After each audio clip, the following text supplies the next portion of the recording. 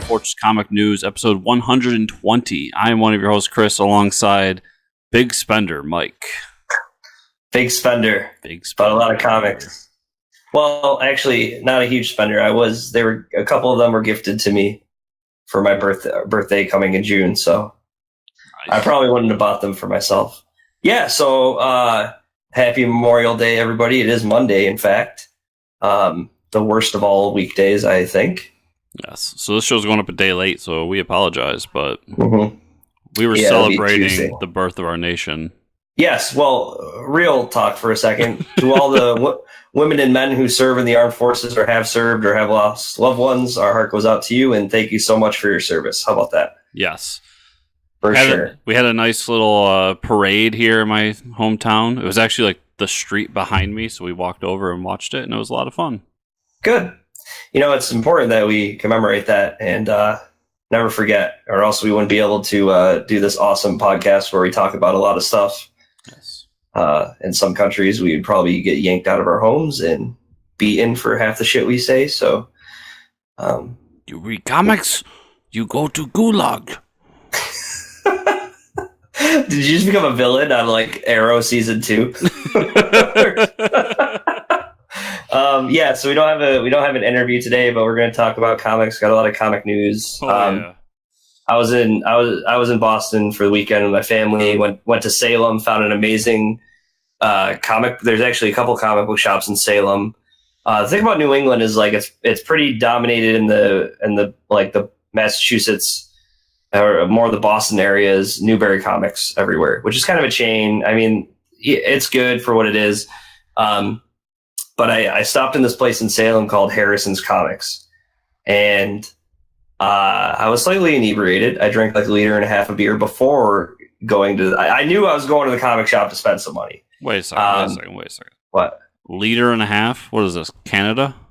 Well, to all the Canadian listeners out there, I'm sorry. I'm just picking. It was a German brewery, and they served beer by 0.5 liter, 1 liter. So naturally, I had to drink a whole liter and die the rest of the day. But anyway, so yeah, liter cool. Yeah, so Harrison's Comics, check it out if you're ever in Salem, you're a comic book fan. I found so many issues of Invincible for in like the early teens and 20s that I need that weren't $20 an issue. They were like $5, which is average price.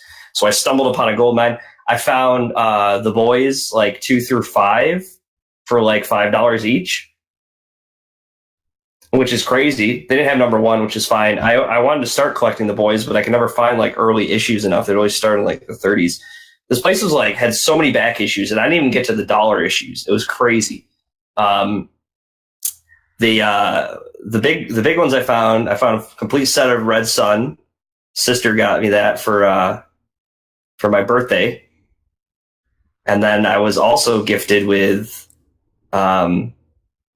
Fantastic Four number 51, the iconic cover with the thing on it.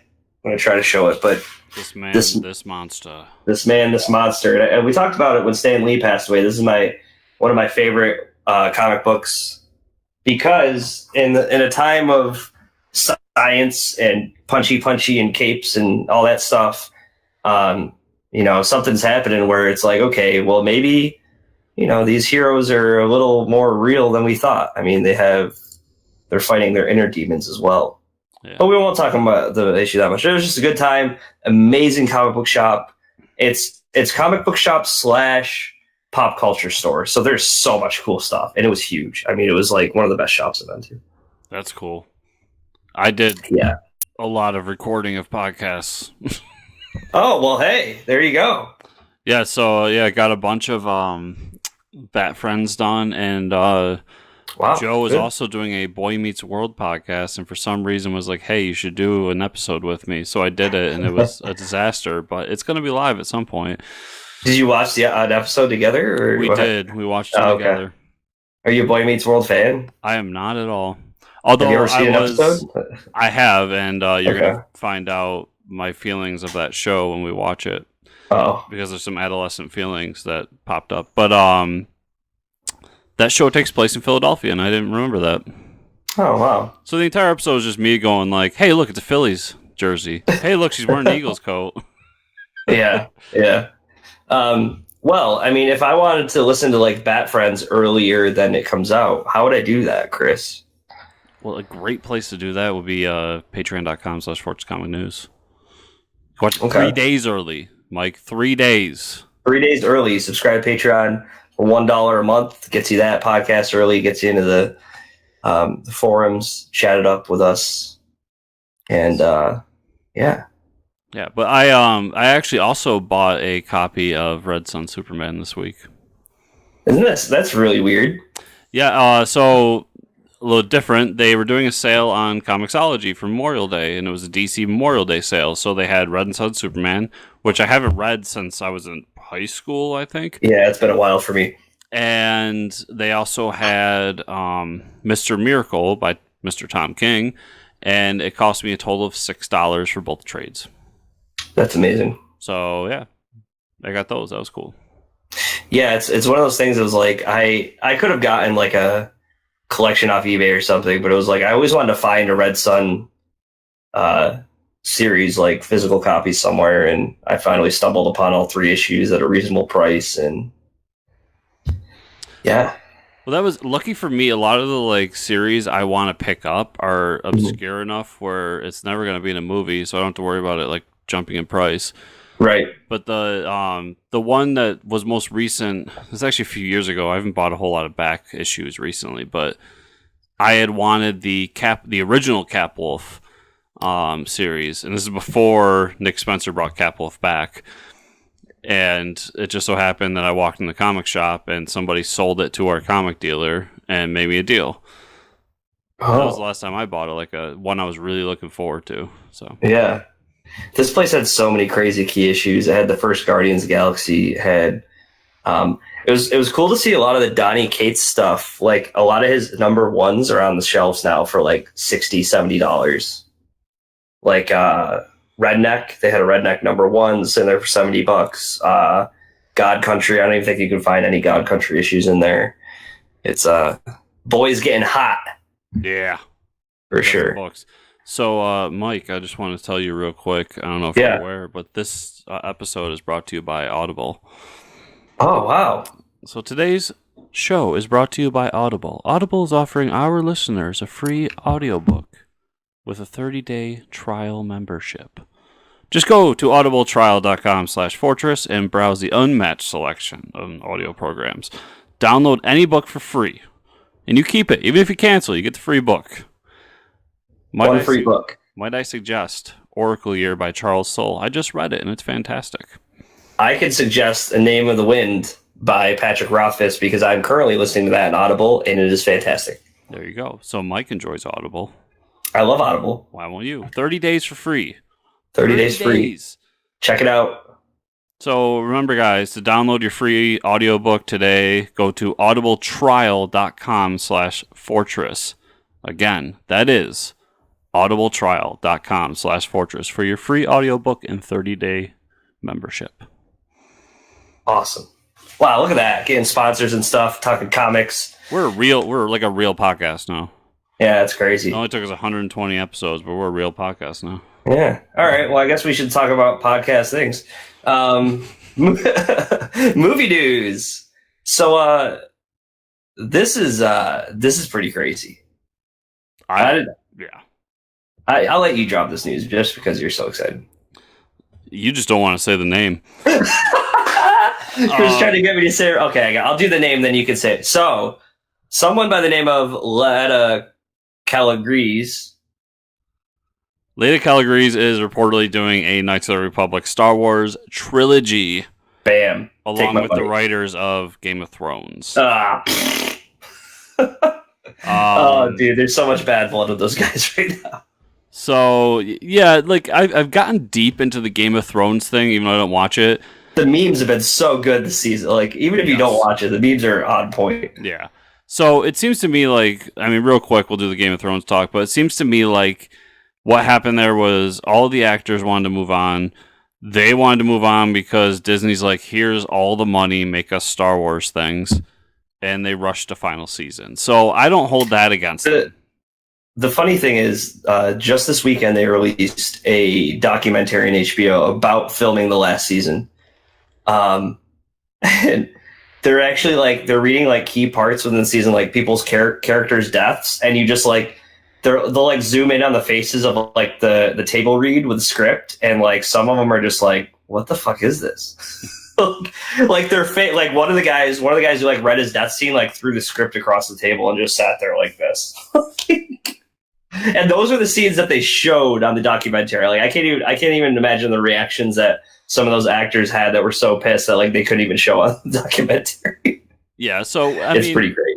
We're talking about guys who tried to bring a book series to life and then realized that George Railroad Martin is never going to finish those books, so they had to come up with their own ending, and it didn't satisfy. But my feeling here is that there's no one better right now to do a old-timey Star Wars movie trilogy than those guys. And they're bringing in Latia Kalogridis, you got it, who has done quite a few things. He actually recently was the writer behind Attila Battle Angel, which people really liked. Yep. So I'm excited because I love Knights of the Republic. I like old Republic Star Wars. That was some awesome stuff back in the day. And I like a universe where there's a lot of Jedi, because that means more laser swords.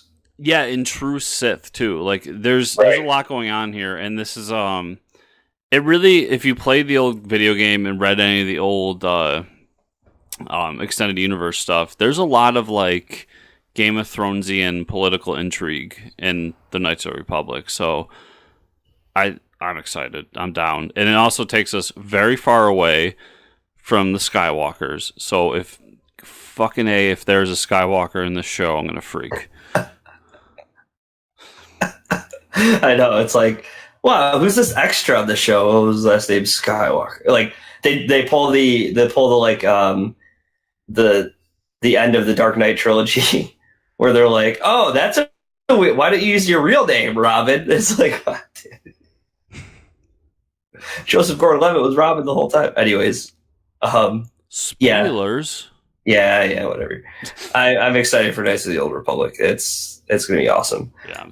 As far as watching anything, nothing really. Just been. I mean, Flash ended, so I'll probably catch up on Supergirl. Yeah, same here. I haven't watched much of anything, and I tried to go see Brightburn, but I was like, if I go see Brightburn this weekend, it was basically a toss-up whether I go see Brightburn this weekend or I go see Godzilla next weekend. And oh, yeah, Godzilla. Brightburn looks good, but it's not Godzilla. Right, it's not. Yeah. Yeah. I cannot wait for Godzilla. But yeah, so I'm waiting for Swamp Thing comes out in like 4 days, I think. Yeah. Friday night. Yeah. So that'll be awesome. As far as that goes, no real TV news either. I mean, that's besides the Swamp Thing, whether it's going to be, are they doing all the episodes or just one episode? DC Universe has been doing one episode, right? So yeah, DC Universe schedule, so one episode a week. Yeah. We do have a lot of comic book news though, which is good. Yes. Sticking true to the name. Absolute Carnage stuff. It's funny because it's Absolute Carnage when it comes to the books that are coming out. It really is. So there's quite a few tie-in books coming in August. They're trying to make sure that everybody knows Carnage is a character. It's almost like there's another Venom movie coming out, and I don't know. And there's a guy named Woody Harrelson with a terrible wig at Stinger. Yep. So let's just talk about these tie-in books. Absolute Carnage versus Deadpool, written by Frank Thierry with the art by Marcella Ferreira. How do you feel about like two characters that can't kill each other trying to kill each other? I like Frank Thierry. Frank Thierry's a really good writer who writes some interesting stuff, but I can't get it up for Deadpool. So, yeah, we got Absolute Carnage, Lethal Protectors, written by Frank Thierry with Alberto Albuquerque doing the art. Lethal Protectors. I'm not familiar with that. neither am I, but I might check this out because, like I said last time, Frank Thierry's a really good writer and he writes some really interesting stories. So I might check this one out, at least the first issue, to see if it can hook me in. Cool.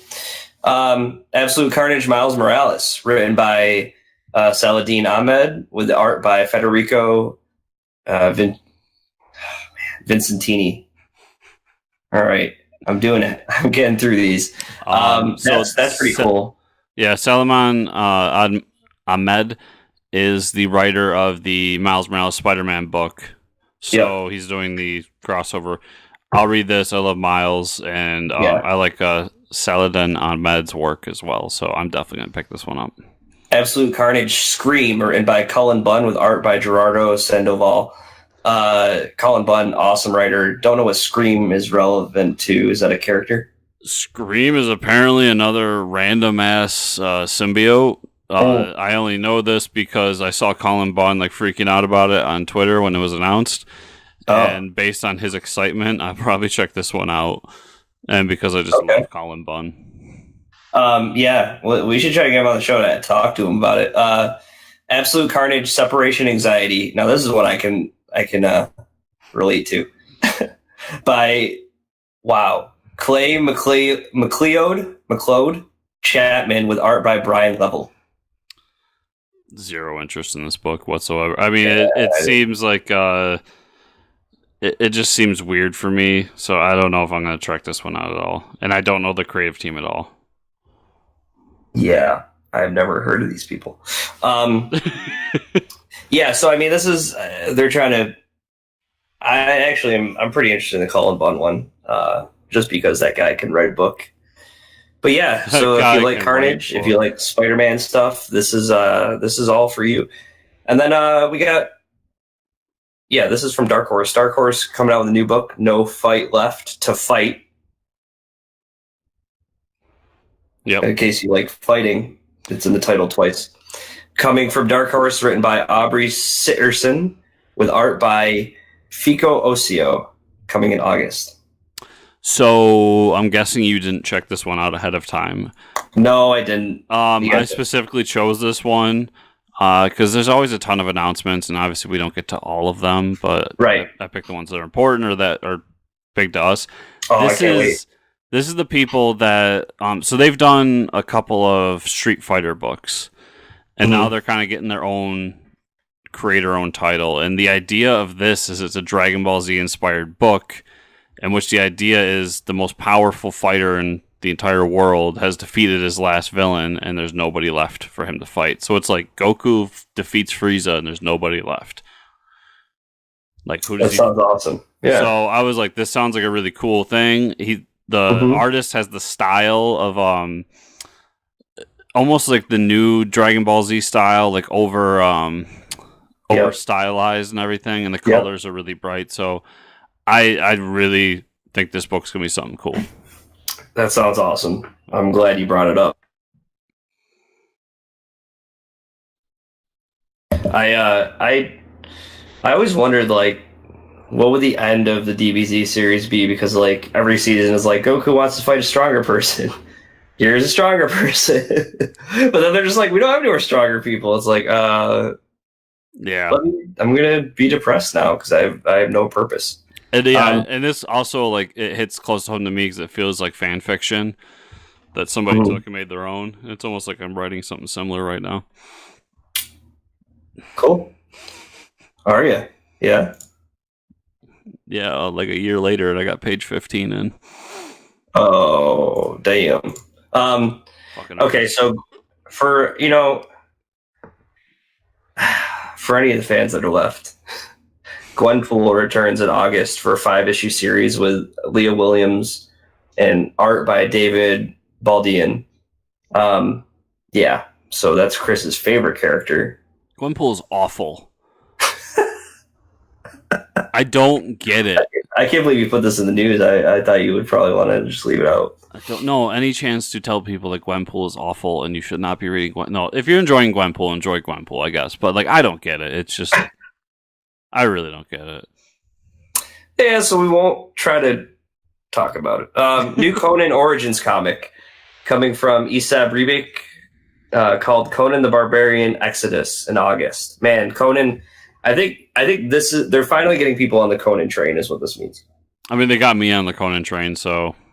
Yeah, I mean, like Conan was never a big thing. I mean, he had his like niche followers, I guess, and now I think Marvel is starting to see, oh wow, there's a demand for like this fantasy barbarian stuff. Let's sell it. Yeah, I think it was a whole bunch of things, I believe, because not only was Jason Aaron doing a really cool Thor book that was basically a Conan the Barbarian book, but then the Marvel 80th anniversary hit, and they were like, we should get back Conan because we're the guys who originally did Conan comics. And then I think it actually sold well. So, Asad Ribic, great creator, doing art and writing. I've never read anything that he wrote, so I'm not so sure about that, but maybe. We'll see. I don't know if I need a preteen Conan. Yeah, I don't know. Like, Conan's already angsty enough.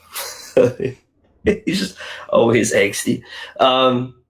Yeah, this is, I mean, our boy Cullen Bunn getting more work here. Marvel Monsters One Shot is coming in August from Cullen Bunn and multiple artists.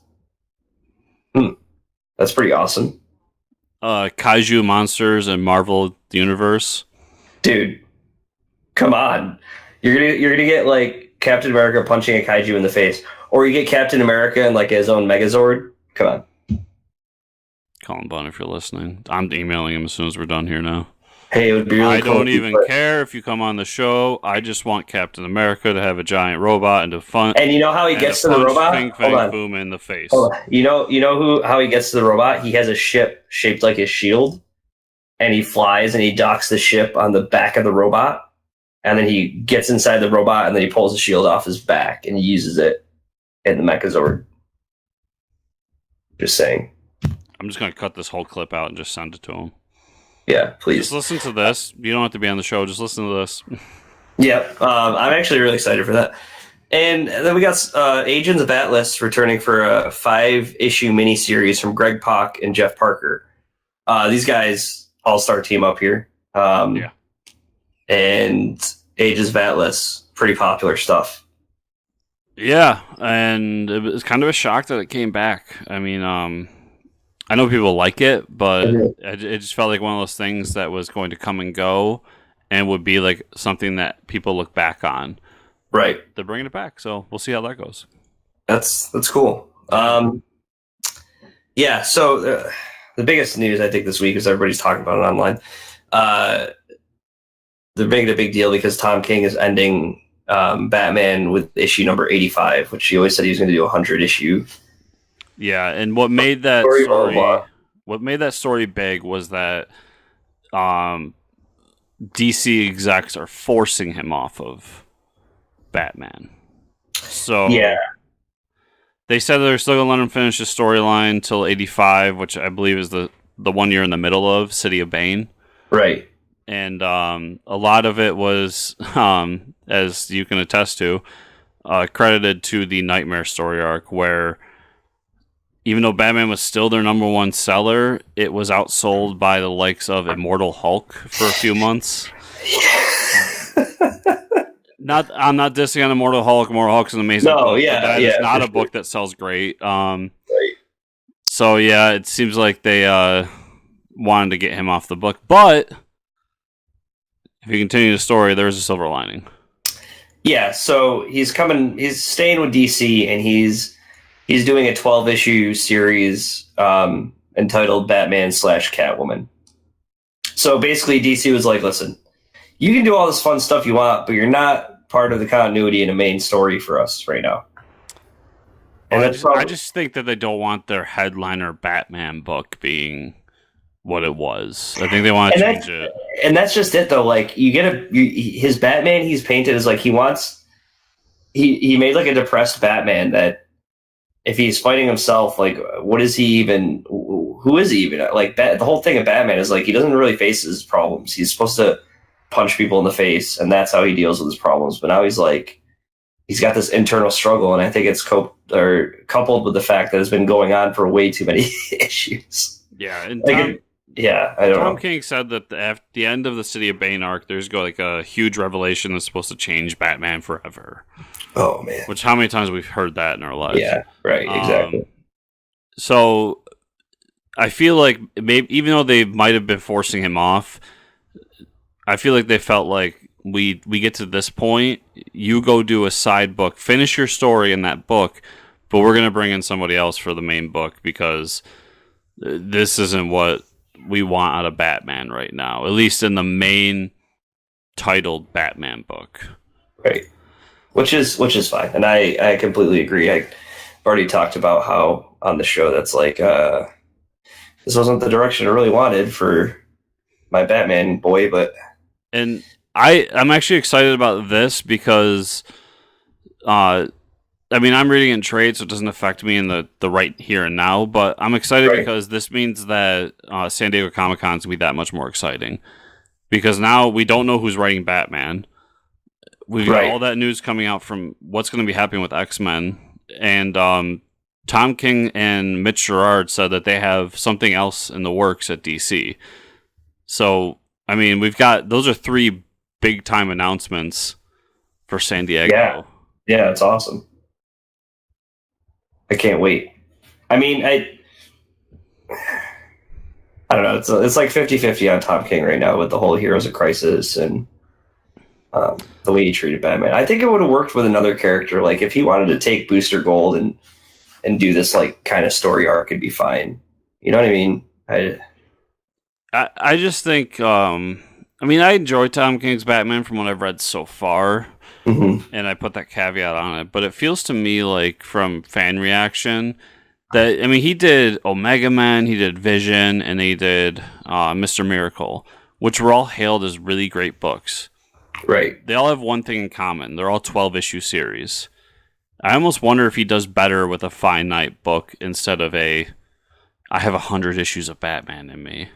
Right. I mean, I don't know. We'll see when this book is done and over with. We'll see what the end result is, but yeah, it feels like he kind of petered off there with the Nightmare story. Yeah. I just it makes me feel good because like, you know, my whole issues I've been having with the book, I don't feel that distance from the comic community now because they're all having the same issue. So yeah, I'm one of them. Anyways, I think we talked about that enough. But yeah, so we got some news with Jeff Shaw. He's leaving Guardians of the Galaxy to work on a creator-owned thing with Donny Cates. So we're just gonna follow him right over there and buy that book, I think. Yeah, which sucks because I liked him on Cosmic Marvel stuff. Right. But with kind of what happened with Cosmic Ghost Rider, I almost feel like they had ended what they wanted to do with Cosmic Ghost Rider, and I'm sure Donnie was like, dude, I got this really cool book, and you should come do it. Yeah.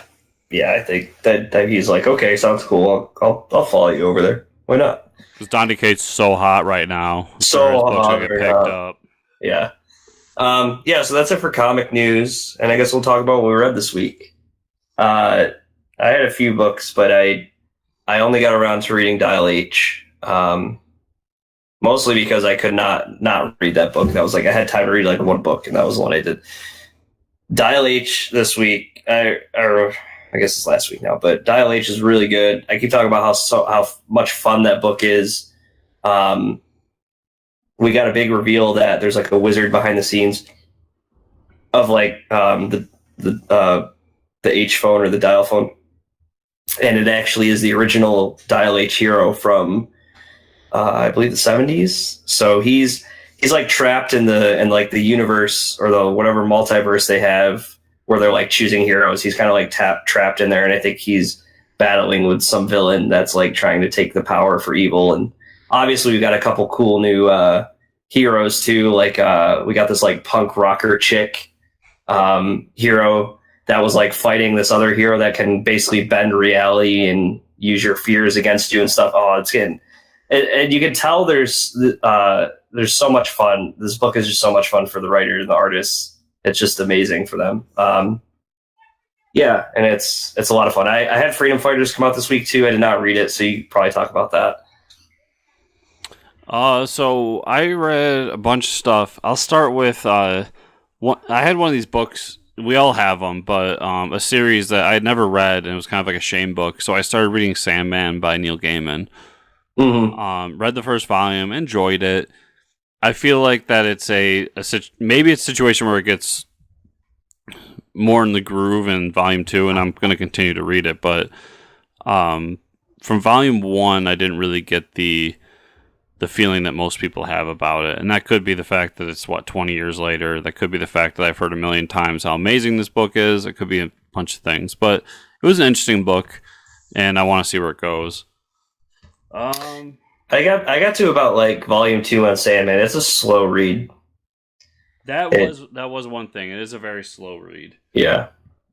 We'll do those last. So I'll just start with Freedom Fighters. So Freedom Fighters, we get the big fight with Overman. It's a really great fight, and we get kind of Overman's backstory, where he came from, and it connects everything with Multiversity as well. So, nice. There's a big reveal in here of, like I said, we get Overman's backstory, but this Overman may not be that Overman. So it's a really cool... I don't want to give it away to anybody because I really thought that it was a cool twist that in hindsight is fairly obvious, but when I actually read it, it kind of got me. Like, oh man, that's who it is. So awesome. Really great book. Freedom Fighter is just fantastic. I mean, everybody should be reading that book. Yeah. I agree. Star Wars Galaxy's Edge, number 2. The comic based on the theme park, based on the movie. Yeah, this is my favorite one to hear about. So this one, it looks like this book is going to be... so we're centered around a shopkeeper, and he's going to tell stories about how he got different relics in the shop. And there's kind of a backstory, too, with the Resistance and the First Order. But the main story here is how Greedo ended up getting one of the relics in this shop. So they had hired the Hutts who hired Greedo to go get this relic, and it's just a story about him being kind of a shitty bounty hunter. I thought it was a really cool story. I really liked it. Everything around it, the shopkeeper is kind of boring, but then the stories in the middle, like last week it was about Han and how he smuggled one of the relics. So the story in the middle is always the part that really gets you, because it kind of goes back to the right before the original trilogy and tells a story. So cool. I did enjoy it though. Venom number 14, which was... So yeah, we're in the middle of War of the Realms, and Cullen Bunn's writing it. Book was okay. It's a lot of Eddie Brock dealing with his new armor and how he's using it, and fighting the Jack-o'-lantern. So it's a very paint by numbers Venom story. It's just not Donny Cates' Venom. Right. Yeah. Speaking of Donny Cates, Redneck number 20. So we're down in Mexico, where we find the man who was the one that turned JV into a vampire, and they're asking him to bring JV back because JV was murdered. The long and short of it is that this council that's kind of hidden, they were hidden away from the vampires in charge because they did something they weren't supposed to, but now they want to get their revenge, and they're trying to hire JV's family to go do it. And that's kind of their thing is, we'll bring him back for you, but you have to do this for us. I really like Rednecks. It's just a different kind of vampire story. Yeah, I really liked it too. I gotta catch up on it. Action Comics number 1011. This one was... So it's setting up the Leviathan story. And so it's a lot of like, who is Leviathan? And although good and kind of intriguing, and I like that Steve Epting is actually doing the art on this now. Mm-hmm. And he was the one that did Captain America with Brubaker. So he does that kind of espionage art really well. It's just kind of, it feels like we're dragging along until, well, this week when we get the Leviathan Rising special and start really getting into the story. Star Wars, Age of the Republic, Jabba the Hutt. I was going to say, there's a number 1 that came out this week. Yeah. Is it just him going, blah, blah, blah, blah, eating pizza? Essentially. So we get these... We get these two kind of criminals who discover that there's this wine that comes from Tatooine. And it's sold at this ridiculously high price, and it's making people rich. So they go and they try to find Jabba, and it's like, hey, do you know where we can find this wine? And Jabba's like, rah, rah, rah, rah, rah, rah, rah, and drinks it all. Oh, wow. But then sends them out to this place to go find it. Now, before that all happens, we kind of get a flashback to him talking to some of the Sand people in the area who use this wine as a ritual wine. And they're like, people are stealing it, they're coming after us, all this stuff. And so he sends these two guys, and apparently Jabba's been sending a bunch of different people who have been stealing this wine to the same place. And it's just him sending all of his bounty hunters, be like, we're going to send them here, and you're just going to kill them all. And it's basically a story about how Jabba is really just a gangster. And he's just a piece of shit. Yeah, he doesn't care about anybody. It was actually a really cool story. Yeah. It's these Age of the Republic one-shots have been really cool. I think I say it every time I read one, but they're just really cool one-shot stories. Cool. And then my final one, harkening back to last week's episode, Drawing Blood #1. This is the Kevin Eastman book. So this is it's a dramatization of Kevin Eastman and Peter Laird creating the Turtles. And in this book, they create characters called the Radically Rearranged Ronin Ragdolls. It's a really cool book that's...